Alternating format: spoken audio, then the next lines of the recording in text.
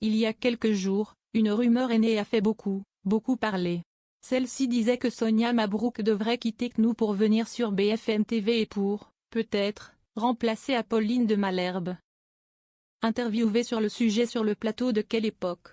Samedi 10 mai, Apolline de Malherbe a révélé ce qu'il s'est passé en off avec Sonia Mabrouk. Elle en était malade, elle m'a fait un message adorable.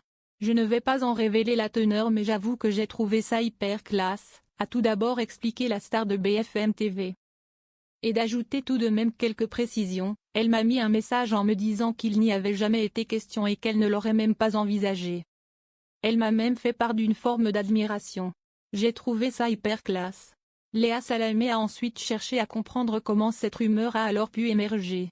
On est dans un monde de dingue parce qu'un fait je pense qu'il y a une sorte de petit microcosme de gens qui regardent les réseaux, qui essaient de réfléchir à faire du buzz peut-être.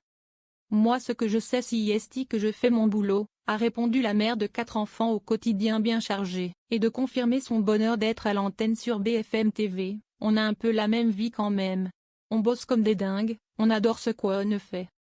Parfois on se dit que si est un peu ingrat ces moments-là où on reçoit des messages. De mon côté, je me suis peu posé la question de partir car je suis heureuse. Alors on se la pose parce qu'il y a des changements mais en vrai la continuité a été très importante. Il y a un changement de direction mais la liberté, la confiance sont assez intactes. Sonia Mabrouk a tenu à s'expliquer publiquement. Sonia Mabrouk était aussi sortie publiquement du silence.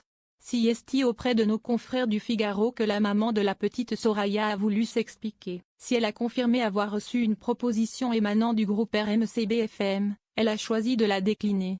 Nous allons vers des années très politiques en vue de la présidentielle, et j'occupe sur Europe 1 et CNOU une place qui m'est chère, avait-elle expliqué.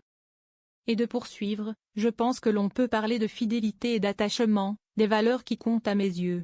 C'est au nom de cette continuité et de cet attachement depuis des années que je vais poursuivre mon compagnonnage avec les équipes d'Europe 1 et de CNOU. Et puis, il y a aussi un facteur personnel qui est entré en compte dans sa décision. Europe 1 était la radio de cœur de ma mère aujourd'hui disparue.